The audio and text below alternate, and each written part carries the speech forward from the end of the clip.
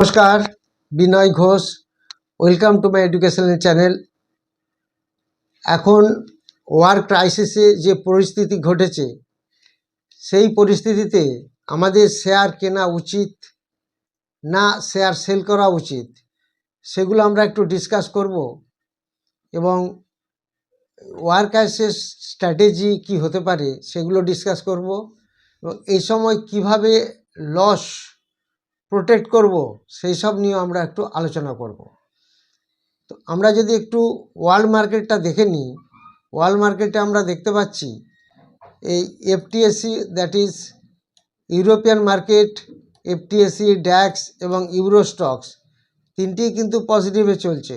49.3, 44, 330, 9.80 points, এগুলি এখন রানিংয়ে আছে। ইউরোপিয়ান মার্কেট তিনটি মার্কেটই পজিটিভে আছে। আমেরিকান ইন্ডিসেস যদি দেখি, সে আমেরিকান ইন্ডিসেসে দেখা যাচ্ছে S&P কাল যে বন্ধ হয়েছে প্রায় 65 পয়েন্ট মাইনাসে বন্ধ হয়েছে। ডাউ জোন্স 403 পয়েন্ট মাইনাসে বন্ধ হয়েছে। ন্যাসড্যাক 272 পয়েন্ট মাইনাসে বন্ধ হয়েছে। এখন যদি আমরা ওয়ার্ল্ড ইন্ডিসিসগুলি দেখি, অর্থাৎ যদি আমরা ইন্ডেক্স ফিউচার নিয়ে একটু দেখে নিই, অর্থাৎ আগামী দিনে ফিউচারে ইন্ডেক্স কীরকম বাড়া কমা করতে পারে, তার আগে আরেকটু দেখে নেবো আমরা এশিয়ান মার্কেটে এই হ্যাংসেং আজকে 518 পয়েন্ট পড়ে গেছে। তার সাথে সাথে S&P AX 176 পয়েন্ট পড়েছে। আমাদের নিফটি লাস্টে বন্ধ হলো 24,480-তে, 385 পয়েন্ট মাইনাসে বন্ধ হয়েছে। আর এখান থেকে আমরা যদি আরেকটু দেখে নিই যে ইন্ডেক্স ফিউচার দেখুন প্রত্যেকটি কিন্তু প্লাসে আছে। তাহলে এখান থেকে আমরা কি দেখতে পাচ্ছি, এফটিএসি প্লাসে আছে দেখুন 46 পয়েন্ট, ড্যাক্স প্লাসে আছে 350 point plus, S&P 500 16 point plus, Dow Jones প্লাসে আছে 62 পয়েন্ট প্লাস, 67 পয়েন্ট প্লাস, নিকি 275 পয়েন্ট প্লাস। তাহলে আলটিমেটলি আমরা দেখতে পাচ্ছি যে ফিউচার মার্কেটগুলি সমস্তই সারা ওয়ার্ল্ডের পজিটিভে আছে। তাহলে এরকম পরিস্থিতিতে আমরা কিছু স্ট্র্যাটেজি দেখে নেব, যে স্ট্র্যাটেজি থেকে আমাদের লস কমে যাবে, সেগুলো নিয়ে আমরা আলোচনা করব। যদি আমরা এইভাবে জিনিসটাকে দেখি যে আমরা তো জানি যুদ্ধের সময় মার্কেট সংকটে থাকে, সমস্ত মার্কেটই প্রায় পড়বে এবং বাজারে একটা অস্থিরতা গড়ে উঠবে স্বাভাবিকভাবে। তবে কিছু সঠিক কৌশল আমাদের ডিটারমাইন করতে হবে যাতে করে আমরা লস কমাতে পারি এবং দীর্ঘমেয়াদে যাতে লাভটা আমাদের বাড়ে, সেগুলো আমাদের একটু খেয়াল রাখতে হবে। আর জিওপলিটিক্যাল যা পজিশন, তাতে করে এখনও মার্কেট কোথায় যাবে আমরা ঠিক করে বলতে পারবো না, কিন্তু তবুও আমরা কতগুলো জিনিস যদি আমরা প্রেডিক্ট করে কাজ করি, তাহলে কিন্তু আমাদের অনেকটা লস বাঁচানো সম্ভব হবে। সেটা কিভাবে আমরা একটু দেখে নেব। এই যে আমরা কেনা বেচা করি, তো সেই কেনা বেচার কৌশল কি করা যেতে পারে। প্রথমে হচ্ছে আতঙ্কে শেয়ার বিক্রি করবেন না, অর্থাৎ ডোন্ট প্যানিক সেল।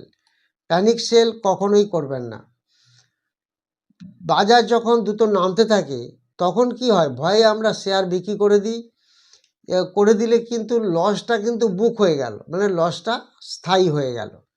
তো এরকম পরিস্থিতিতে আমরা দেখেছি ঐতিহাসিকভাবে আমাদের বিগত 1992, 2000, 2008 এবং 2020 সালে দেখেছি কিভাবে প্যানিক সেলে রিটেলাররা বিক্রি করে কিভাবে ঠকে যায়, তারপরে আবার মার্কেট হু করে বাড়তে থাকে।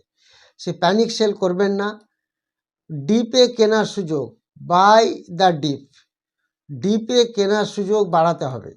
কীরকম, যে শেয়ার প্রচুর পড়ে গেল, ডিপে এসে গেল, একটা সাপোর্ট লেভেল থেকে আবার ঘুরে গেল, সেরকম জায়গায় একটু একটু করে কিনতে হবে।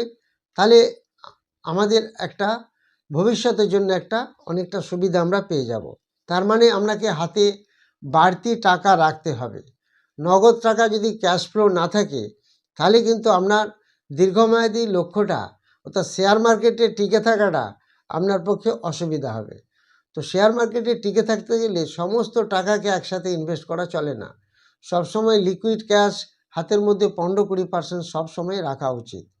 আর যখনই ডিপ হবে, ভালো ভালো ব্লু চিপ কোম্পানিগুলি, তখনই আমাদের সঙ্গে সঙ্গে একটু করে কিনে নেওয়া উচিত। অনেকেই প্রশ্ন করছেন যে এসআইপি চালিয়ে যাব না বন্ধ করে দেবো।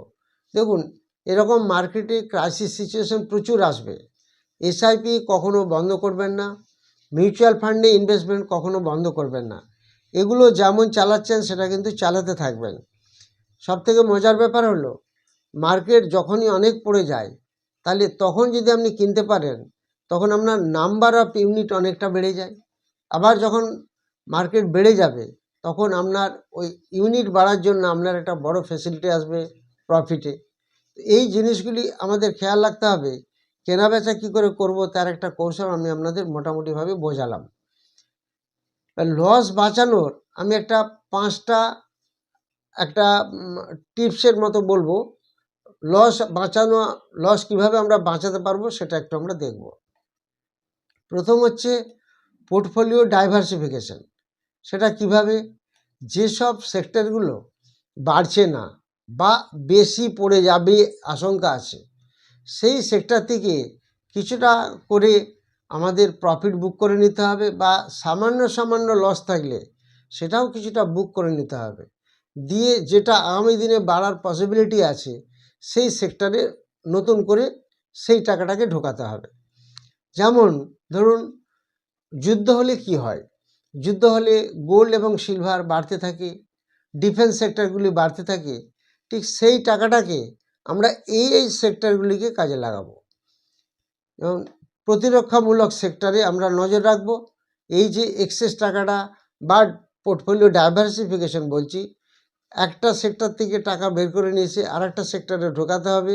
সেই সেক্টরটা গোল্ড, সিলভার এগুলি হতে পারে, অথবা প্রতিরক্ষামূলক সেক্টর।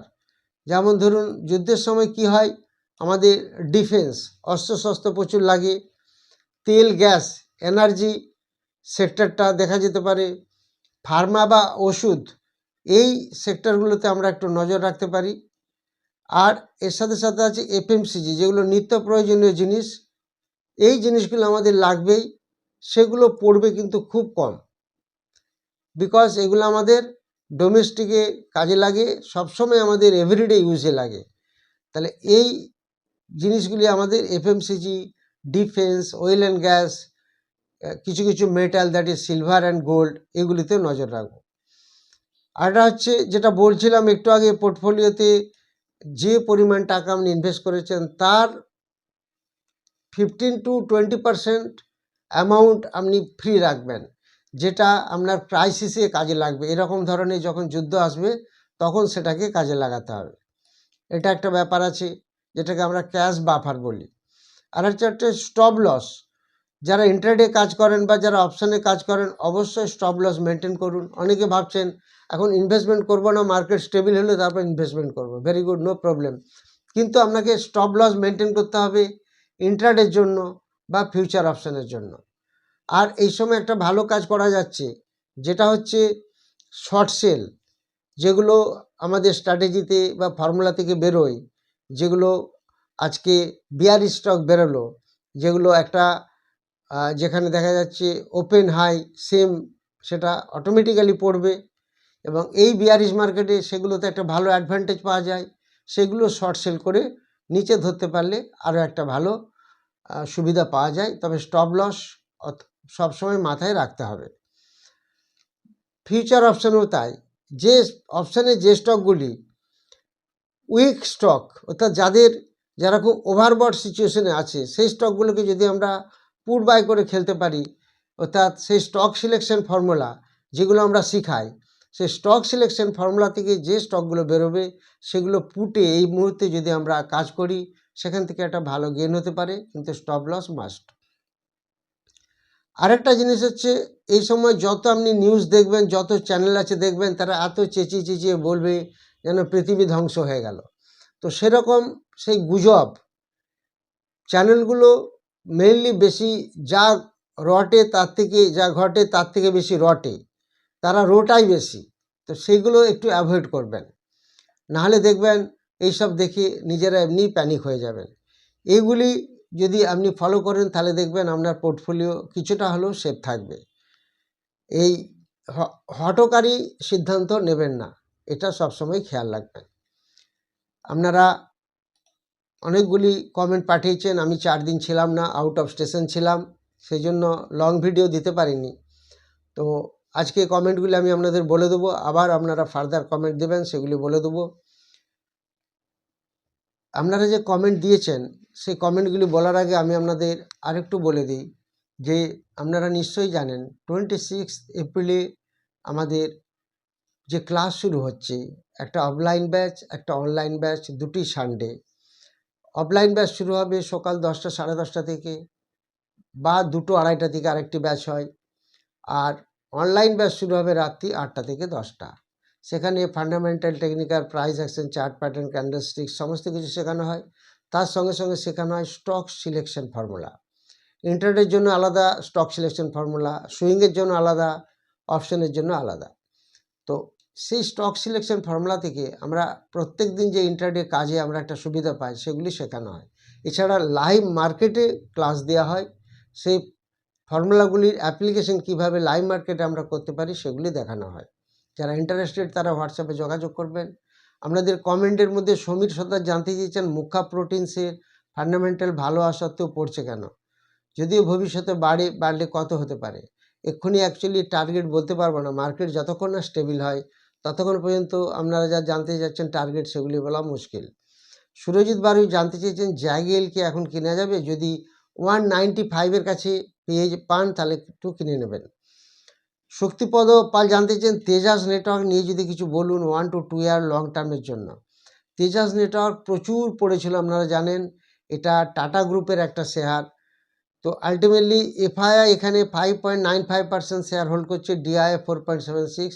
এরা বেশ কিছুটা করে স্টেক একটু ছেড়েছিল, অর্থাৎ হোল্ডিং কিছুটা করে মাইনাস করেছিল। তো কোম্পানি কিন্তু লসে ঢুকে আছে। আশা করা যায় ইমিডিয়েটলি কোম্পানি লস মেকআপ করে দিতে পারবে, এবং স্টকটা এখন একটা ভালো, বেশ লাস্ট 4 ডেজ 5 ডেজ বেশ ভালো একটা অ্যাক্টিভিটি দেখাচ্ছে। এটা লং টার্মের জন্য আশা করা যায় ভালো হবে।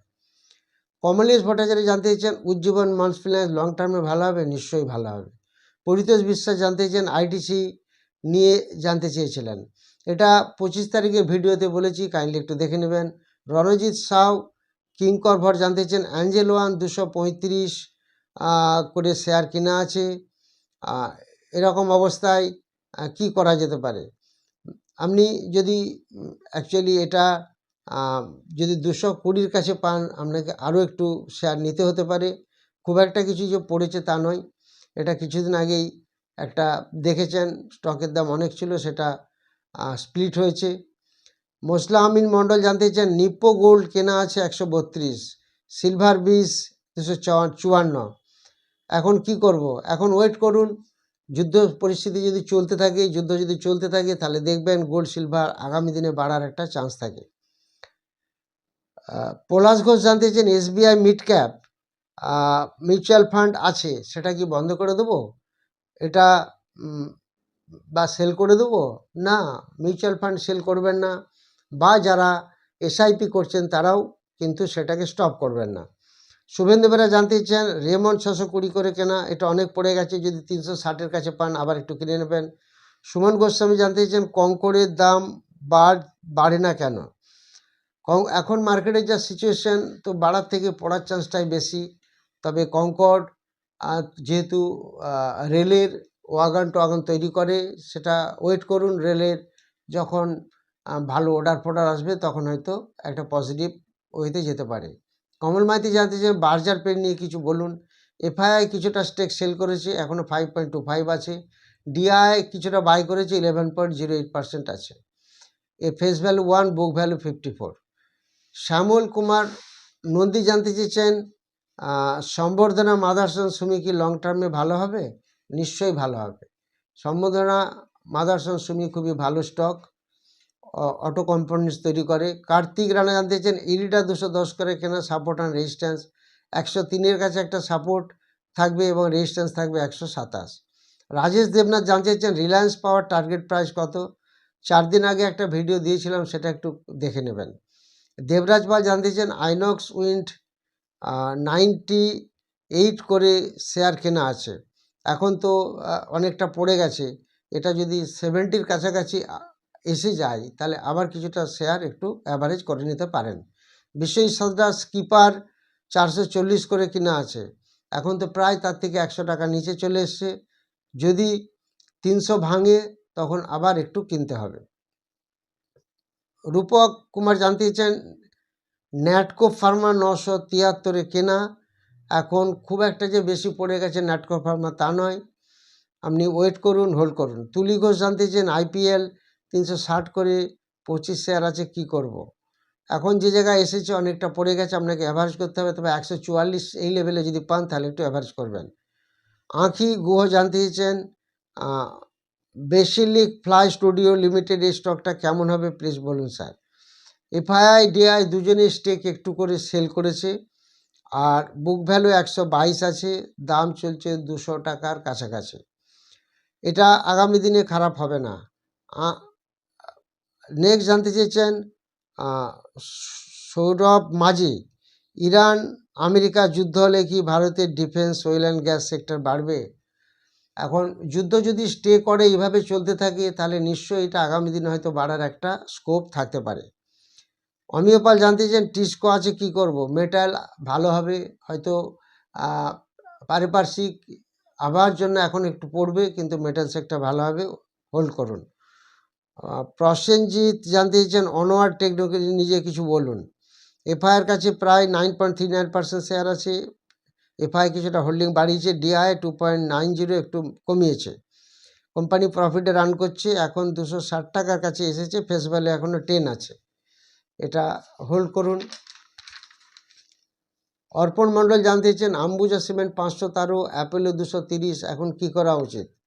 এখন আম্বুজা সিমেন্ট এইটা যদি আপনি এখন যেখানে চলছে মোটামুটি যদি 471 কাছে যায় তাহলে কিছুটা এটা আরও এক্সট্রা নেওয়া যেতে পারে সামান্য, আর যদি 471 ভেঙে যায় তাহলে কিন্তু ওয়েট করবেন। আপনারা কমেন্ট সেকশনে কমেন্টগুলি আবার দেবেন, আমি আপনাদের বলে দেবো। যারা ভিডিওটি নতুন দেখছেন তারা অবশ্যই সাবস্ক্রাইব, লাইক ও শেয়ার করবেন। যারা 26 এপ্রিলের ব্যাচে ক্লাস করতে চান অনলাইন বা অফলাইন, তারা অবশ্যই হোয়াটসঅ্যাপে যোগাযোগ করবেন। Thank you very much for watching my video.